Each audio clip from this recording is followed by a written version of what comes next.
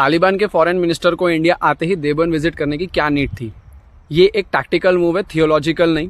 India का तालिबान को host करना कोई सेक्युलर या इस्लामिक एंडोर्समेंट नहीं है, ये एक कंडीशनल इंडिक नेशनलिज्म है। आइए इसे समझते हैं। देखो, अफगानिस्तान की फाउंडेशन है पश्तून ट्राइब, जो पहले सनातनी और बुद्धिस्ट थॉट से इन्फ्लुएंस थे। 7th-8th सेंचुरी में जब इस्लाम का एक्सपेंशन हो रहा था, उमायद खलीफा ने यहाँ पर उन्हें इस्लाम में कन्वर्ट किया, पर इसके बावजूद भी पश्तून ट्राइब ने अपना ट्राइबल कोड ऑफ कंडक्ट नहीं छोड़ा। फिर 1800 में ब्रिटिश एम्पायर का राइज हुआ over the Ashes of Mughals. ऐसे में इंडियन मुस्लिम्स के सामने 3 रिस्पॉन्सेस आए। सैयद अहमद खान का अलीगढ़ मूवमेंट, जहां पे उन्होंने अंग्रेजों से हाथ मिलाने के लिए कहा, अंग्रेजी सीखने बोला, so that Muslims can become the part of administration and ruling class elite, Barelvi इस्लाम, और तीसरा देवबंद मूवमेंट, जो प्यूरिटी और इंट्रोस्पेक्शन से इस्लाम को बचाना चाहता था। अब ये देवबंदी स्कॉलर्स नॉर्थ इंडिया से अफगानिस्तान तक पहुंचे और पश्तून्स मुस्लिम्स को इन्फ्लुएंस किया। पश्तून्स को ये सोच पसंद आई क्योंकि ये इंट्रोस्पेक्टिव था, उनके सूफी और ट्राइबल कोड ऑफ कंडक्ट के अगेंस्ट नहीं। फिर 1947 में देवबंदीज ने पार्टीशन को अपोज किया, लेकिन बरेलवीज ने मुस्लिम लीग का साथ देकर न्यू मदीना यानी कि पाकिस्तान बनाने में मदद की। अब इस बीच में कुछ देवबंदी पाकिस्तान में फंस गए। उन्होंने पाकिस्तान में हकानिया मदरसा स्टैब्लिश किया, पर इन्हें आइडेंटिटी क्राइसिस झेलना पड़ा as they were against the formation of Pakistan.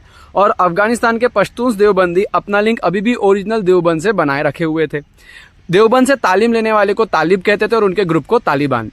फिर 1970s में सोवियत यूनियन ने अफगानिस्तान में इन्वेड किया। इसको काउंटर करने के लिए अमेरिका ने पाकिस्तान को गोला, बंदूक, बारूद, असला, पैसा सब दिया और सऊदी अरेबिया से वहाबी इस्लामिक स्कॉलर्स को पाकिस्तान भेजा। यहाँ हकानिया देवबंद अपनी आइडेंटिटी के लिए सऊदी अरेबिया के वाहिब इस्लाम को स्वीकार करते हैं और हाइब्रिड हकानिया वाहिबी देवबंदी इस्लामिस्ट बनकर अफगानिस्तान में लड़ते हैं। इस बीच में पश्तून देवबंदी मुस्लिम शांत रहे, उन्होंने अपने ट्रेडिशनल इंडियन रूट से रिलेशन मेंटेन किया। और फिर 1996 से 2001 के बीच में अफगानिस्तान में वहाबी देवबंदी हाइब्रिड आइडियोलॉजी वाला मिलिटेंट ऑर्गेनाइजेशन वायलेंटली तैयार हुआ, जो मुल्ला ओमर की लीडरशिप में पावर में आया। आप इसे तालिबान 1.0 कह सकते हैं। जो वायलेंट, मिलिटेंट, अग्रेसिव तालिबान को आप जानते हैं, आप उसे तालिबान 1.0 से लिंक कर सकते हैं। पर इंडियन ओरिजिन वाले पश्तून देवबंदी ने इसको सपोर्ट नहीं किया।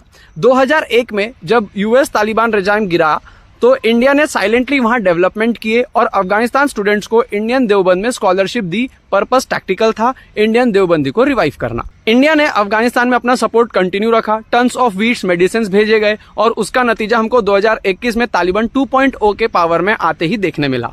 ये तालिबान 2.0 इंडियन आइडियोलॉजी को फॉलो करने वाला प्रो भारत तालिबान है।